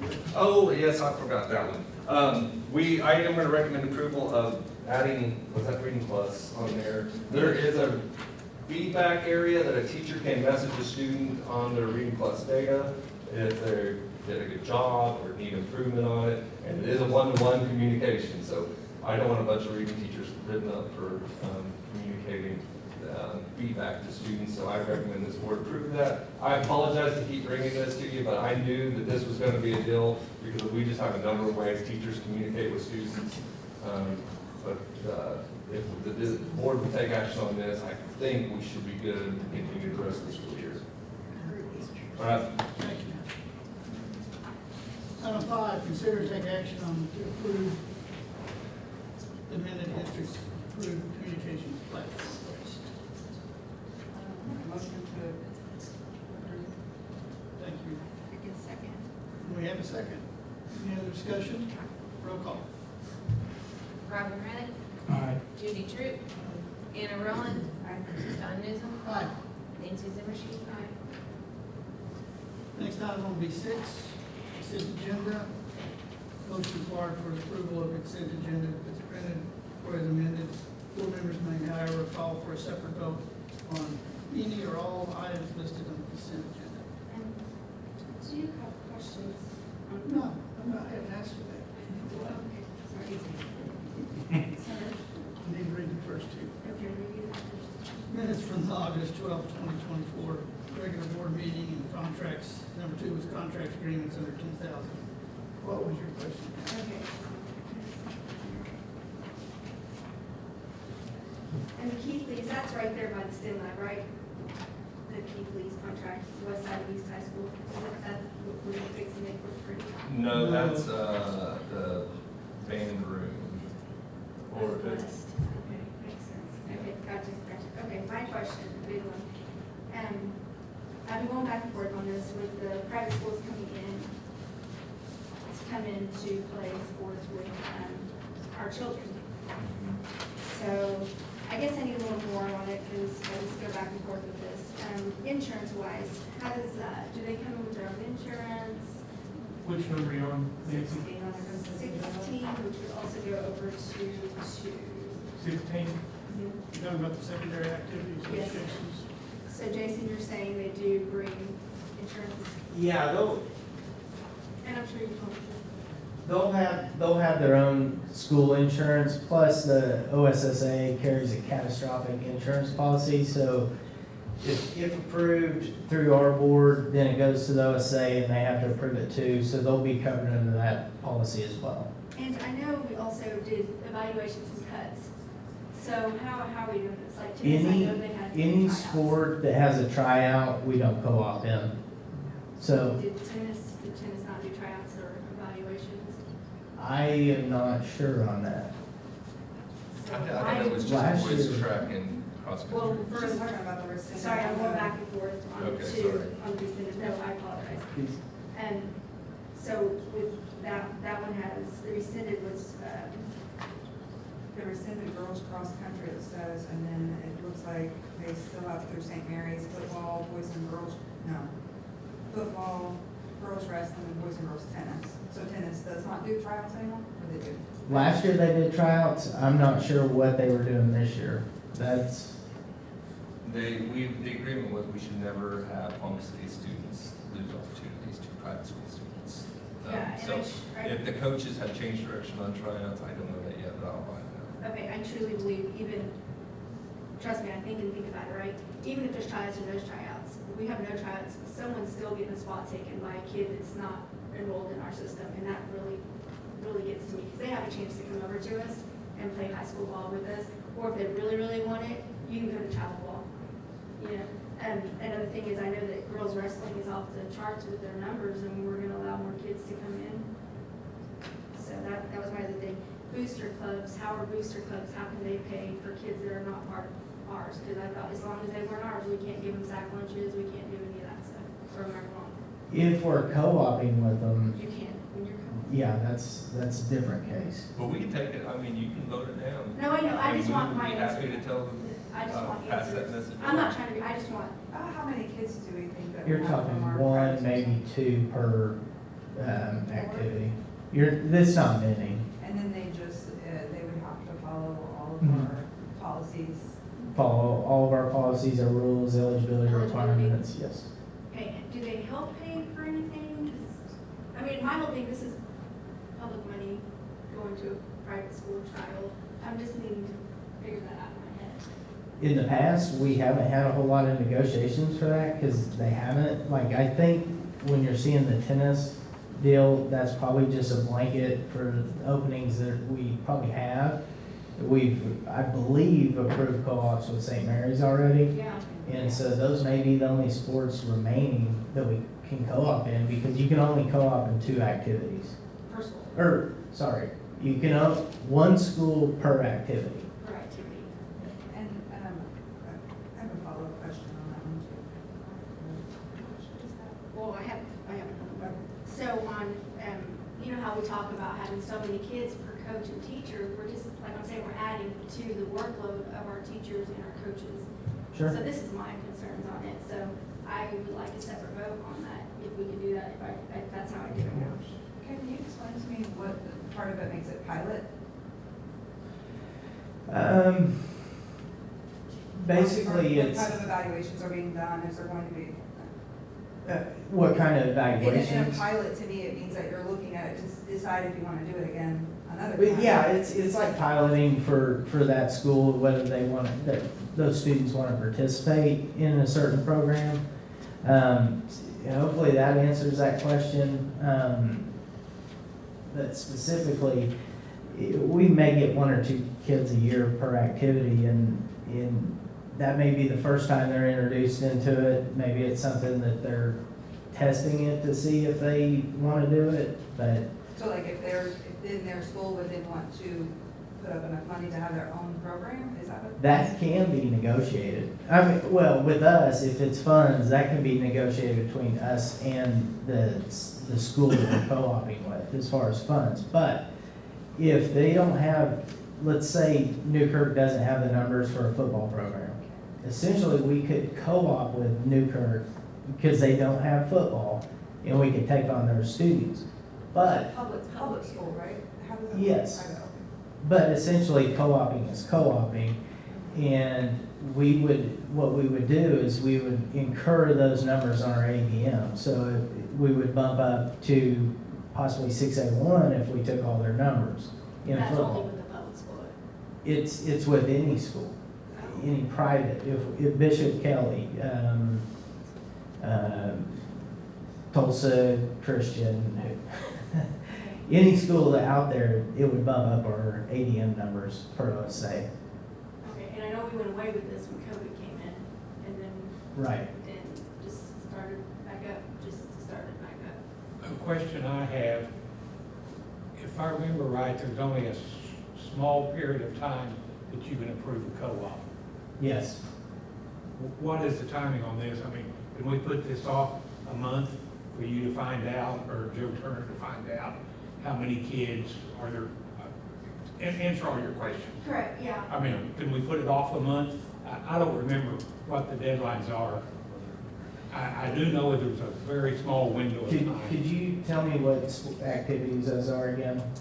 Boys and girls track and cross country, so we probably missed cross country. Cross country would be out of the picture because it's August 14th and January 14th are the deadlines. So the spring sports, those could be approved. Later. So it's August 14th August 14th. So we either got to approve it tonight or just. No, it's already over. No, No. it's already That's- over. for the- August 14th, this is September. So So that was, January 14th for the spring activity. no, that's Cross No, country. this is, that was fall sports. Yeah, like With cross off country, it would Yeah, have been off approved season. prior to August 14th. So we could be doing that. Track and, So why do we have it on this agenda then? I think because St. Mary's did not have anyone that wanted to do it. Well, no, this is First Lutheran, Correct. And then on page, whatever, next page, there's a. but we don't know do we even know if there's any kids participating in these? There would not be any participating right now in cross country because we have not approved it. Not even There off might have been for season. St. Mary's, we approved in July, but I don't think there was any St. Mary's, and that's why they didn't want it on here. So we can wait, we can pull them up, and we don't have to do it. Sorry, I just have a lot of, it just, I I've seen it understand. cut, I've seen kids cut for Lutheran, and those were our kids, you know, Sure. they chose us, so it really bugs me. I wanted to clarify too, you said that if they do come to our district to play in a, or not in a sport, just an extracurricular, a co-op that we've established, it does then count for our ADM. So that means that, essentially, that's why we kept it at the junior high level only. The only reason that our district is co-opted with anybody is because they're within our district and we get them anyways in high they school. have them. That was the thought process going into the co-ops.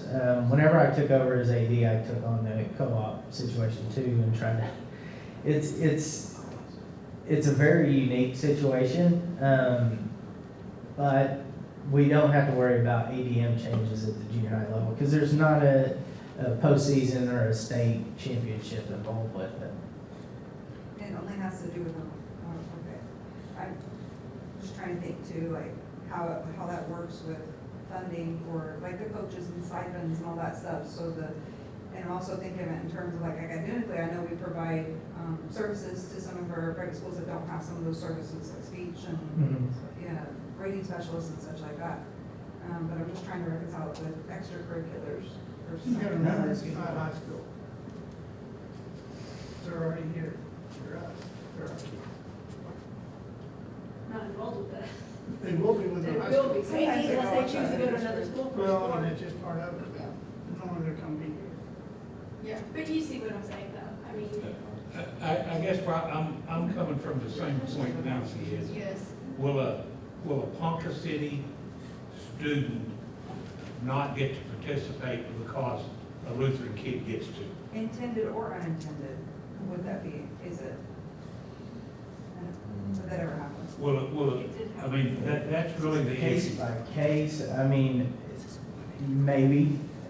If it's a weight class situation in wrestling, if it's a track situation in whatever event that they're participating in, maybe. Would I'm we, pretty sure cross country would let anyone participate. because they have several kids running at the same time, but No, I can't say like so on many track. events or- involved in that. Wrestling, I don't know. I don't know that answer. But we have junior high track meets, don't we? Yes.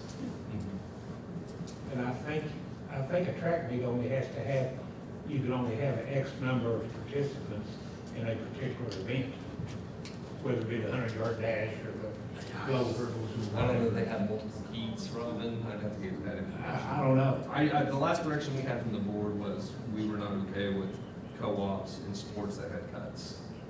So if the direction of the board has changed, we'll change Well, it. there's a difference between cuts and not making the team. not getting to travel with them. Okay.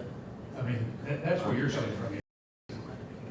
That, Yeah, I just think about it more and more, even the cut thing. I mean, but, because like, you don't even really know what tennis did, right, what their evaluation of their tryouts. Well, let's just pull that item and bring it back. It's a fall, it's a spring, anyhow. So, but it's like somebody table, we can table it. A motion to table 16. so, What's called? I'll make a motion But we to, already- so we can't play the fall, correct, Don? They're not. They're not playing fall. No, no, we had no one on. So it doesn't hurt anything to table it. No, No. That's what you're saying? yeah. I just asked for a motion, she gave me a motion, I need a second. Table. I second. I make a motion to table it. Well, I make a motion to approve, the, Don Newsom, Aye. Anna Roland, Aye. Nancy Zimmerstein, Judy Truitt, Robin Riley. Oh, now are we voting to table it? Yes. Yes, sir. Aye.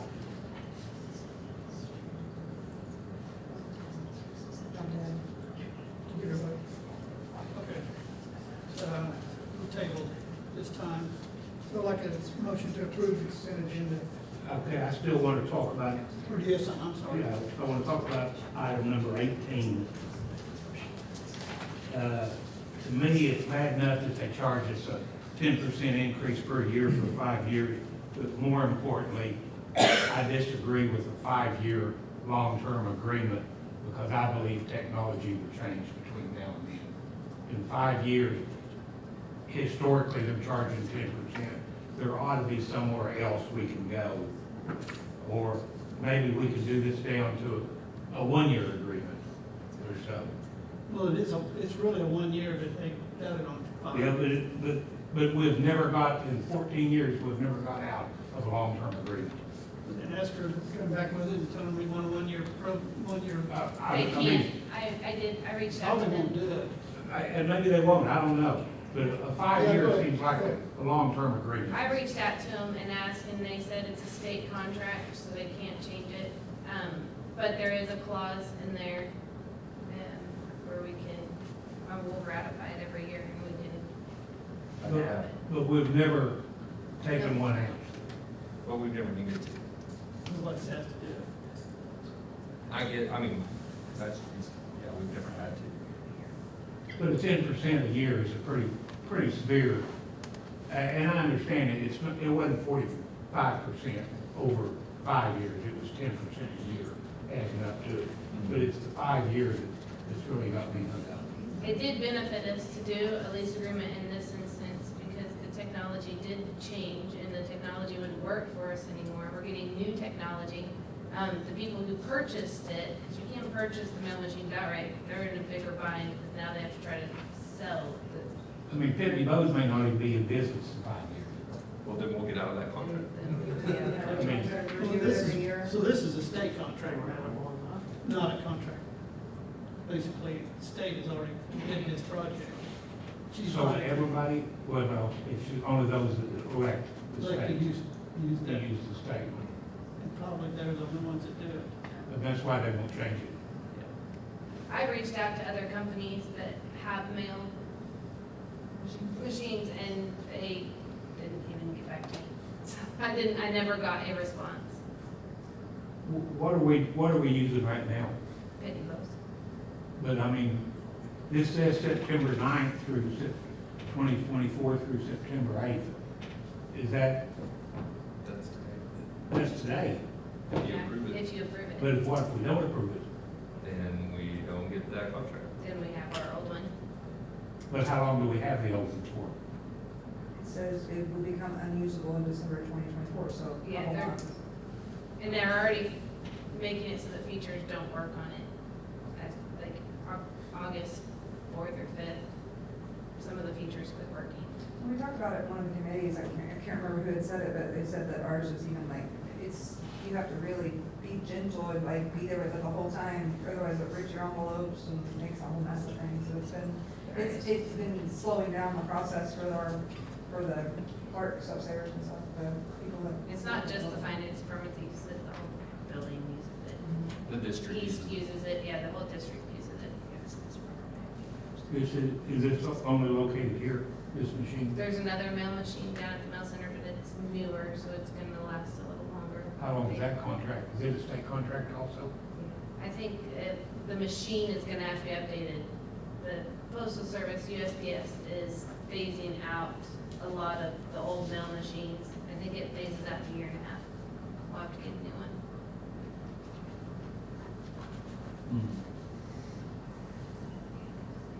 I make a motion to approve item 6.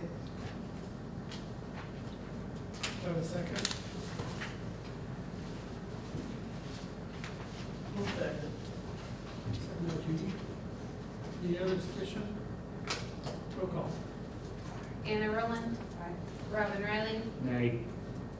Don Newsom, Aye. Judy Truitt, Nancy Zimmerstein. Motion passed. Thank you. Next item will be, for action items. Number 1 is consider and take action on the following district's financial reports from A through. Wait a minute, I don't think we've passed the other agreement, contracts under 10,000. Yeah, that's what it is. Yeah, we did. That's what we just did. No, we just didn't vote on it. No. Sorry, I made a You motion didn't for pull item it 6 up. on the agenda. No, I thought we voted on 18 separately. Oh, did you ask for separate? I'm sorry, I didn't. Did you ask? I didn't. That's what I thought.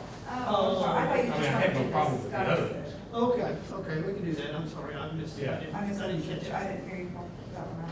I thought you were Yeah, just I going don't, I don't want to kill the others, Yeah, we because can that do that. one. Make it 8 or 18. So do we go back and say We'll go back and- motion number 16 and number 18? So the motion is to vote and consider on item 18. No, we already did the 18. He was just discussing, but I think they pulled it, but he just pulled it for a separate vote.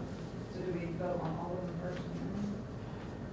No, we should have, well, we did it right. We voted on 1, then we voted on, we voted on the full slate. Right, okay, so we just need to vote.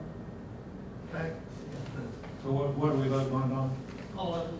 All the rest of, everything except 15, That's what I made the 16 motion and for. 18. I guess I can amend my motion to say that I approve item 6, except for a separate vote on item 18 out of the consideration. Yes. What's 6? On the agenda, the consent agenda, item 6. Okay, I thought you would. Yeah. So my motion is to consider and vote on item 6 of the consent agenda, which is item 1 and 2, except for item 18 under the, that's a separate vote. Correct. Okay, so second on that. What, did Nancy want to pull 16 out? We already did that. We already got that one. Sorry, there's just a lot going on. Sorry, all good. Okay. So that one's already been done. We're adding a new motion. Okay. Yes, ma'am. Yeah, 16 is already been tabled, that's, So we're voting on everything but 16 and 18. No, we've already done 16. we already voted to table 16. Yes, sir, we've already done 16. But we're voting on everything but Yes. Yes, sir. 16 and 18. Yes, sir. Yes. Yeah. We have a motion and a second. So, Hannah motioned and I'll second. You get all that down, Erica? Let's change it again.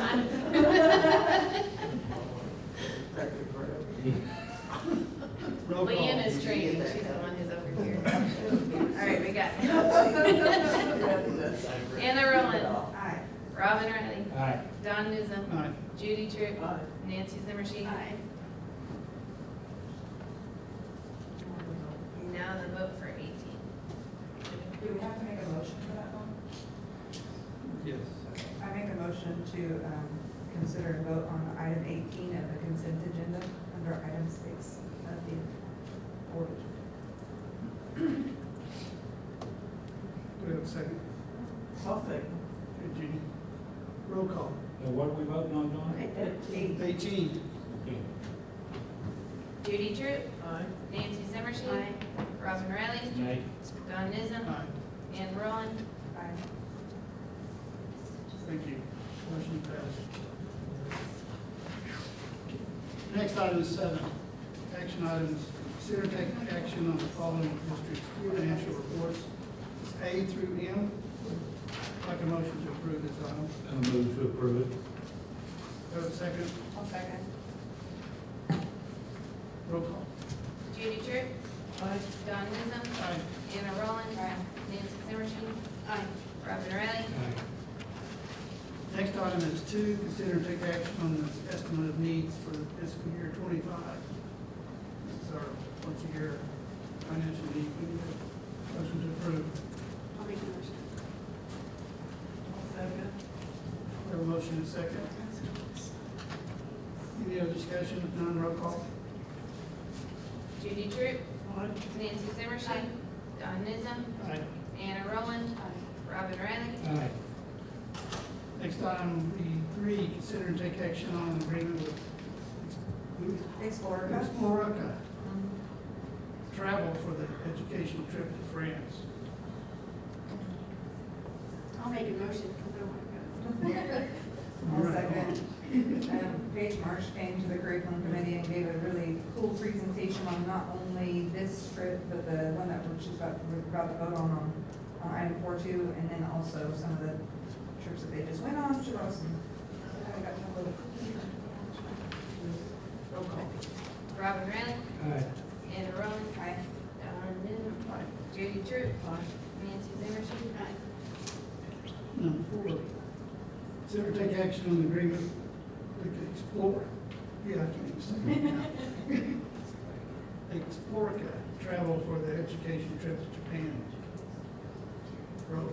I make a motion for approval. Thank you. Do we have a second? Roll call. Nancy Zimmerstein, Judy Truitt, Aye. Robin Riley, Aye. Anna Roland, Aye. Don Newsom, Aye. Next item will be consider take action on the following contracts and agreements. A is the ratification of an agreement with the Aircraft Owners and Pilots Association grant for curriculum and reimbursement for materials for Aviation 1 and 2 courses at the high school. B is the ratification of the agreement engaged learning for student books. And C is ratification of the agreement. How is it how to provide video review. We have a motion to approve. A, B, and C. Make a motion to. Judy did. Judy. Okay, sorry. Okay. Judy. Sorry. Any other discussion? Roll call. Yeah, wait a minute, I've got a question on A, our expenditure is reimbursed by the state, but we're not gonna exceed $12,000, are Oh, I mean, I don't know on that, but I mean, we can't get 12,000 more out of the state, other than 12,000. That's most, yeah. But is our expenditure gonna be more than 12,000? I was told in property that it wouldn't be, but I don't know. I don't think it will be above that, Robin. On AOPA curriculum money, I don't think it'll be over $12,000. I don't think we got that high last year, did we? No, we didn't last year. We just This get year whatever is we ask for. 1, 2, and Up to 3. 12. What? You get up to 12. You Yeah. can ask for 10, you're only gonna, And the state reimburses us Yeah, up to 12. Up to 12. I just want to make sure that if we are exceeding it, then it's a kind of a different story. We would probably have it in our instructional budget to help cover it, though. If we exceed more it, than and that, cover it. there has to be a fee a little bit more, we can let you know that, what that might, or what that'll be, but the board has final say on it. And on item C, it's my understanding that the Booster Club is paying $8,000, isn't it, Jason? And what's for? For C, it's divided up amongst the many clubs that participate in it. And they got the opportunity to use some activity funds to help out with that as well. Part of the original agreement to fund this huddle program with the automated cameras was with Team Radio in the contract agreement with them. Them using this stream on the website to stream our activities. And then I had it set up where we would use some of our activity account for athletics in general to help pay for it, and then everything else was broke down amongst the programs. So instead of one program paying $2,000, now they may be only paying $1,000. Okay, so of the 20,000, how much is the school gonna pay? About 3,000. Everybody always gonna do it? Oh, they're still contracted the same amount, so Wouldn't it 5,000 or 6,000, something like that? 6,500. And that's for football, wrestling, soccer, what else? Football, wrestling, soccer, volleyball, basketball. I don't think cricket. Which you can stream baseball in there. It's just not set up as an automated system yet for sports like baseball and softball, tennis. It's not really there yet because it tracks mass movement of people.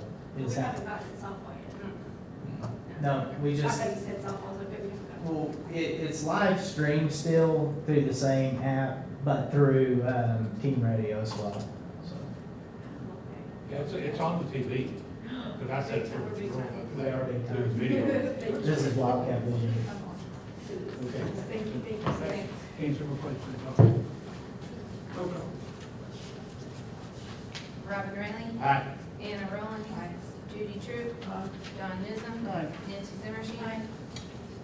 Thank you. Next item will be 6 motions and vote to convene executive session for the following purposes to discuss possible termination, resignation, reassignment, and employment of personnel and attached detailed personnel report, discuss negotiations, discuss purchase of real appraisal, discuss the purchase of I can't read that, of real property. Leah, we need a motion to go into executive session. I'll make a motion. Thanks, Judy. Do I have a second? Thanks. Nancy. Roll call. Don Newsom. Aye. Nancy Zimmerstein. Anna Roland. Robin Riley. Aye. Judy True. Motion passed. We're going into executive session. Return to open session. Okay, you're doing that right. Minutes of executive session were kept by the board, and the clerk will remain confidential. Number 9, consider and take action on recommendations, termination, reassignment, resignation, and employment of personnel. I make a motion to approve the personnel report with the following amendment, to amend the stipend for Alicia McClellan to the correct stipend that the amount that's reflected in the negotiated agreement. Second. Any other discussion? Roll call. Judy True. Aye. Don Newsom. Aye. Robin Riley. Aye. Nancy Zimmerstein. Anna Roland. Motion passed. Next item will be 10, consider and take action on the memorandum of understanding with the Association of Classroom Teachers. Like a motion to I'll approve. make a motion. Okay. Nancy, second by Judy. Roll call. Anna Roland. Nancy Zimmerstein. Robin Riley. Aye. Judy True. Don Newsom. Aye. Motion passed. No new business? No. Got a motion to return, to adjournment. Motion to adjourn. Have a second? Second. Roll call. All in favor, say aye. Aye. Thank you, guys. Thank you very much.